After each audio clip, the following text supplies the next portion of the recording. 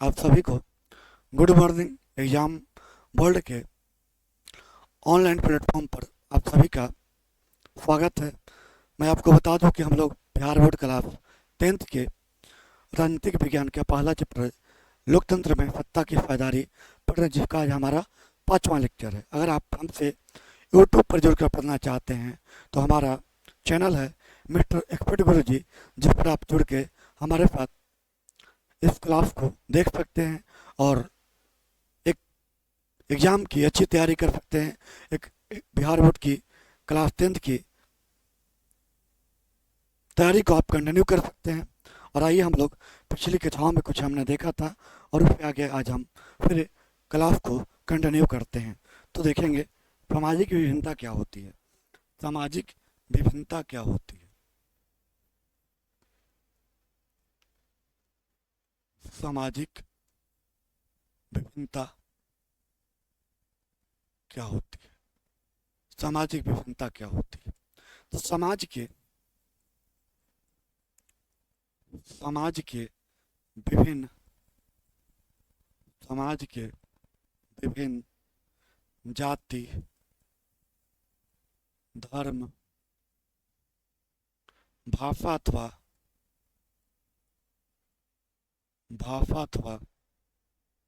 संस्कृति भाषा अथवा संस्कृति के लोग रहते हैं। इसे ही सामाजिक विभिन्नता इसे ही सामाजिक विभिन्नता इसे ही सामाजिक विभिन्नता कहा जाता है। तो देखेंगे सामाजिक विभिन्नता क्या होता है। तो समाज के विभिन्न जाति, धर्म, भाषा अथवा संस्कृति के लोग रहते हैं। इसे ही सामाजिक विभिन्नता कहा जाता है। क्योंकि भारत जो है, अपना जो भारत है, आप लोग इस भारत में अलग अलग धर्म के लोग, अलग अलग संस्कृति के लोग रहते हैं। और इसके बावजूद भी हमारे भारत देश को कहा जाता है कि भारत एक विभिन्नताओं का देश है। आगे हम पढ़ेंगे लोकतंत्र में द्वंद्व क्या होता है। लोकतंत्र में द्वंद्व क्या होता है, इसके बारे में भी हम लोग आगे चर्चा करेंगे। लोकतंत्र में द्वंद्व क्या होता है।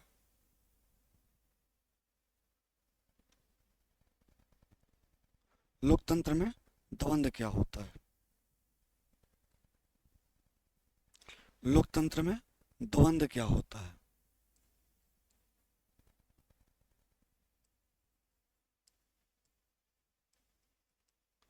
लोकतंत्र में द्वंद्व क्या होता है, इसको हम लोग देखेंगे कि लोकतंत्र समानता समानता पर आधारित शासन व्यवस्था है। शासन व्यवस्था है। शासन व्यवस्था है। परंतु परंतु विभिन्न लोकतांत्रिक परंतु विभिन्न लोकतांत्रिक विभिन्न लोकतांत्रिक पद्धतियों में विभिन्न लोकतांत्रिक पद्धतियों में विरोधाभास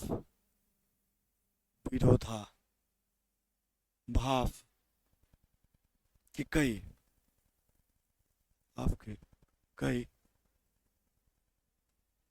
उदाहरण मिलते हैं। इसे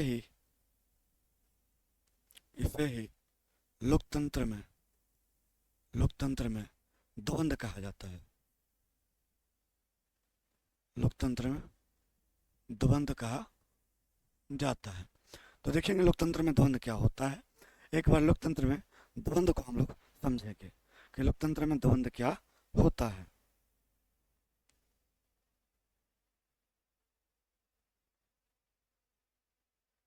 तो देखेंगे लोकतंत्र में द्वंद्व क्या होता है। लोकतंत्र क्या है? समानता पर आधारित शासन है। समानता यानी जो समानता क्या होता है? जहाँ सभी लोगों का अधिकार हो, चाहे वो गरीब हो, चाहे अमीर हो, चाहे वो किसी भी धर्म से बिलोंग करता हो, यानी सबका अधिकार समान होता है। पर तो क्या है? लोकतंत्र समानता पर आधारित शासन व्यवस्था है, परंतु विभिन्न लोकतांत्रिक पद्धतियों विभिन्न लोकतांत्रिक पद्धतियों में विभिन्न लोकतांत्रिक पद्धतियों में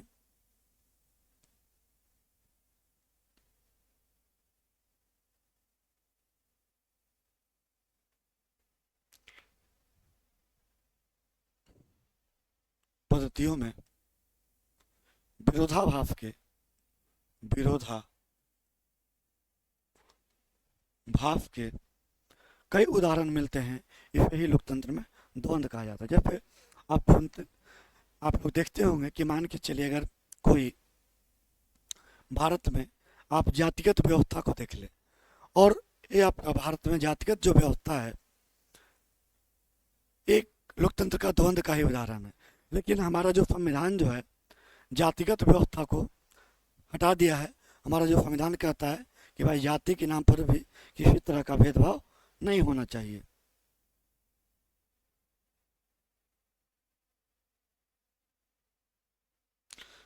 तो आइए हम लोग भारतीय संविधान के अनुच्छेद 15 को देखते हैं।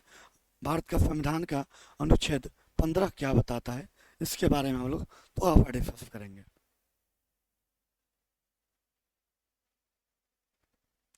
लिखेंगे अनुच्छेद 15।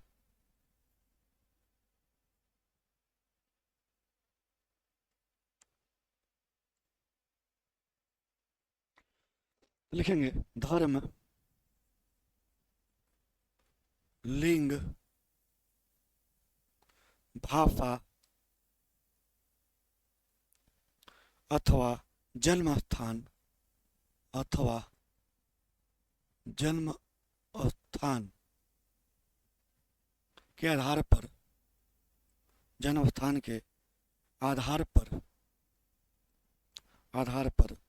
किसी भी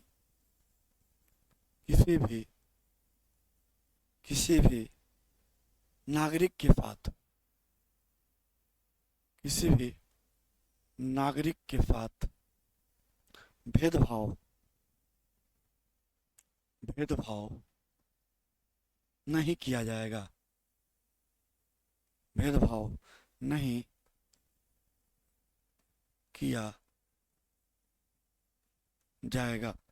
तो भारत का जो संविधान का अनुच्छेद 15 है वो क्या कहता है कि भाई धर्म, लिंग, भाषा अथवा जन्म स्थान के आधार पर किसी भी नागरिक के साथ भेदभाव नहीं किया जाएगा। ठीक है, चाहे वो धर्म के आधार पर हो, चाहे लिंग के आधार पर हो, चाहे वो भाषा हो, चाहे वो जन्म स्थान के आधार पर किसी भी व्यक्ति के साथ किसी भी प्रकार का भेदभाव नहीं किया जाएगा। अगर आप भेदभाव करते हैं तो क्या है? एक अपराध की श्रेणी में आता है, कहता है भारत का अनुच्छेद 15। अगला हम देखेंगे अनुच्छेद 19।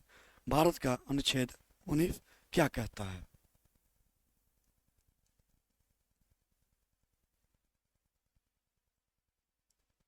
अनुच्छेद 19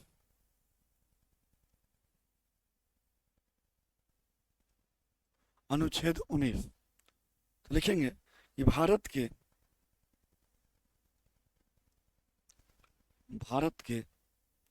सभी नागरिकों को भारत के सभी नागरिकों को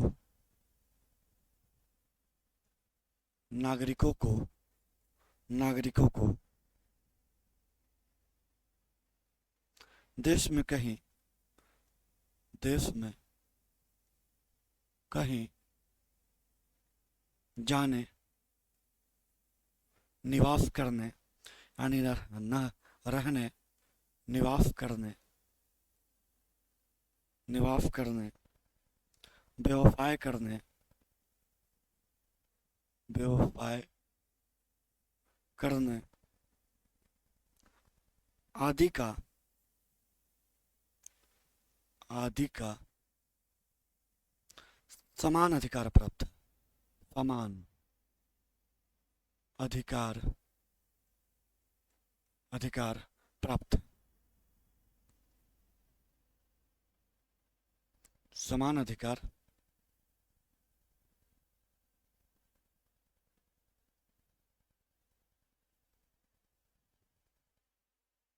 प्राप्त, प्राप्त। तो देखेंगे अनुच्छेद 19 क्या कहता है। अनुच्छेद 19 कहता है आपको कि भारत के सभी नागरिकों को देश में कहीं जाने, निवास करने, कहीं पर बसने, निवास तो मतलब बसना ही होता है, व्यवसाय करने या किसी भी प्रकार का बिजनेस करने का अधिकार है, चाहे वो भारत का कहीं किसी भी राज्य, कोई भी राज्य, चाहे आपका महाराष्ट्र हो, चाहे आपका दिल्ली हो, चाहे वो पंजाब हो, तो भारत की किसी भी कोना में आप रह सकते हैं, किसी प्रकार का बैंड नहीं। लेकिन आजकल आप देख रहे हैं कि आप महाराष्ट्र में रहना चाहते हैं तो वहाँ की जो सरकार है, वहाँ के जो कुछ लोकल जो लोग होते हैं, उनका कहना है कि आप मराठी बोलेंगे तो आप महाराष्ट्र में रह सकते हैं, मुंबई में रह सकते हैं, अन्यथा आपको रहने का अधिकार नहीं है। लेकिन वहीं के एक पुरुष थे जिनका नाम था बाल गंगाधर तिलक, उन्होंने कहा था कि स्वराज मेरा जन्मसिद्ध अधिकार है। तो भाई, और हमारा जो संविधान जो कहता है, संविधान का अनुच्छेद 19 कि ये भारत के नागरिक हैं, तो आपको कहीं भी निवास करने, बिजनेस करने, व्यापार करने या जो भी काम करना चाहते हैं, आपको काम करने का अधिकार है, चाहे आप ऑल इंडिया में आप कहीं भी ये काम को कर सकते हैं। तो अभी हमने संविधान का अनुच्छेद 19 और अनुच्छेद 15 को देखा। अब हम देखेंगे लोकतंत्र में द्वंद्व के कुछ उदाहरण। अभी हमने पढ़ा था लोकतंत्र के द्वंद्व, तो लोकतंत्र के द्वंद्व के कुछ उदाहरण को हम लोग देखेंगे। लोकतंत्र में,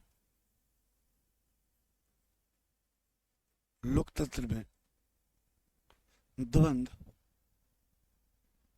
के उदाहरण, पहला एग्जाम्पल हम लेते हैं कि मुंबई में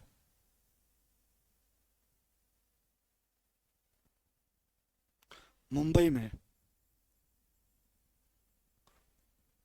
मुंबई में मराठी मराठी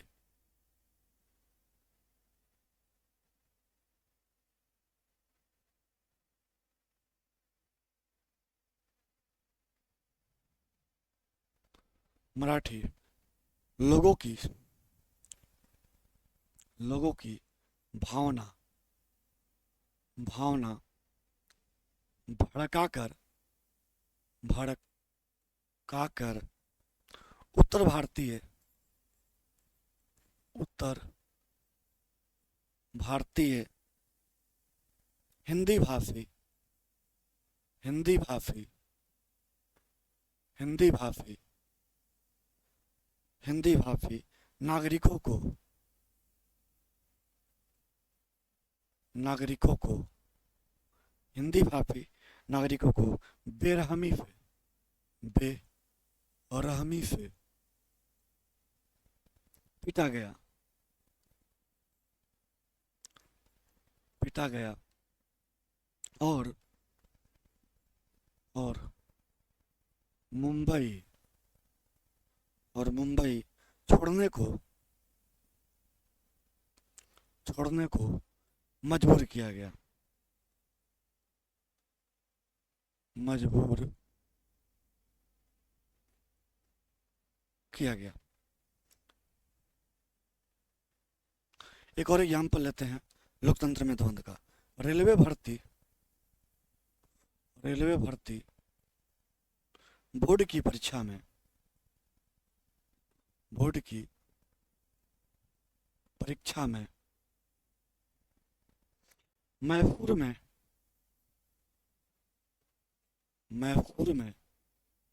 बिहारी छात्रों को,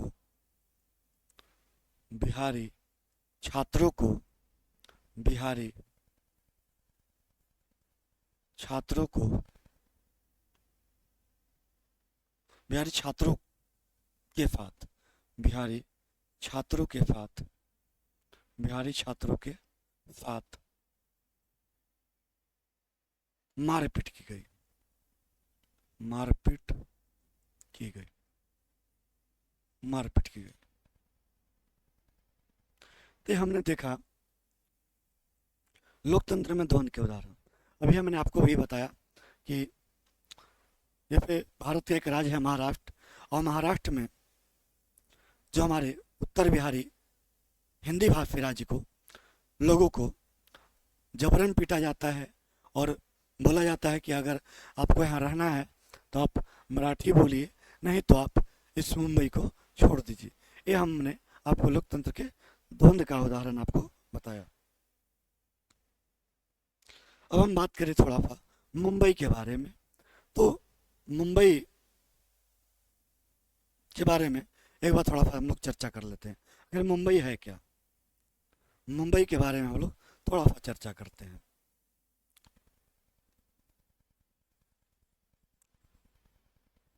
मुंबई, तो देखिए मुंबई जो है भारत का, मुंबई भारत की वित्तीय राजधानी है।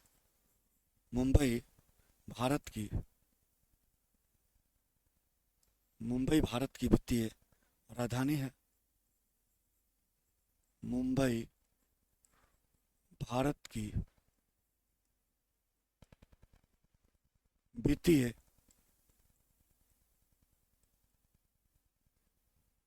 राजधानी है। और भारत, भारत सभी भारतीयों का, भारतीयों का देश है। तो मुंबई सभी भारतीयों का प्रदेश है। मुंबई सभी भारतीयों का प्रदेश है। यानी अगर आप भारत के किसी भी राज्य, किसी भी कोना पे रहने वाले हैं और भारत, इस जो भारत देश है इस पर सभी लोगों का अधिकार है, इसलिए मुंबई पर भी सभी को रहने, सभी को व्यवसाय करने, सभी को पढ़ने लिखने, जो भी काम है सबका अधिकार दिया गया है। अगला पॉइंट मैं बात करूं कि मुंबई में, मुंबई में 49% प्रवासी, प्रवासी का मतलब होता है जो वहाँ का मूल निवासी ना हो। प्रवासी, प्रवासी लोग उत्पादन में लगे रहते हैं, उत्पादन में लगे रहते हैं। यानी वहाँ की जो कारोबार है, वहाँ प्रवासी मजदूरों की संख्या आपका 49% है।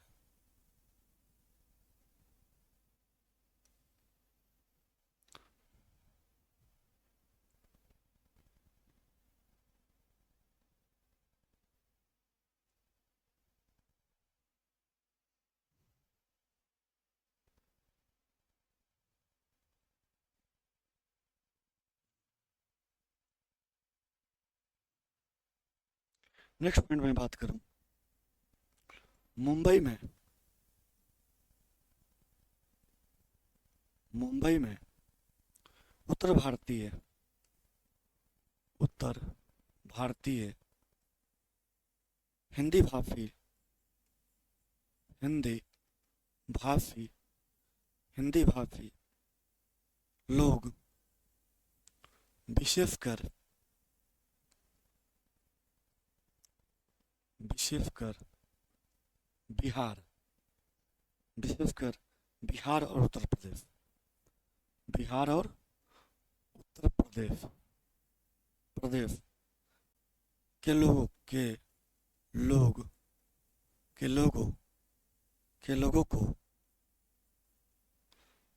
गरीब भैया कहते हैं। लोगों को गरीब भैया कहते हैं। नेक्स्ट पॉइंट देखेंगे आप लोग। 1961 में मुंबई में 1961 में मुंबई में मराठियों की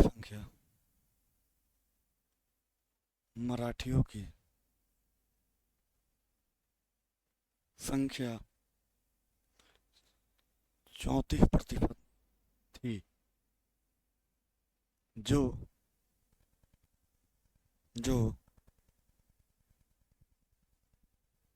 34% थी, जो 2001 में बढ़कर 57% से ऊपर हो गए।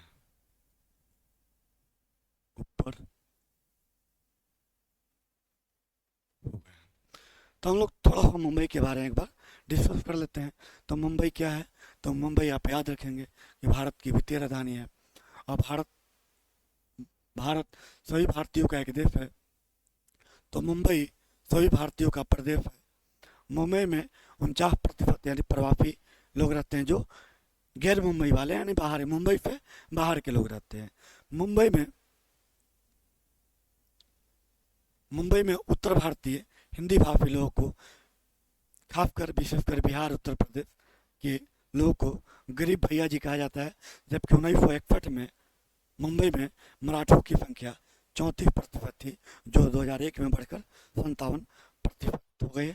आज मैं क्लास को आपको यहीं पर वाइंड अप करता हूँ। फिर मिलते हैं हम अगले वीडियो में। आज हमारा 5वां लेक्चर था। ठीक है, तब तक के लिए आपको धन्यवाद। Thank you.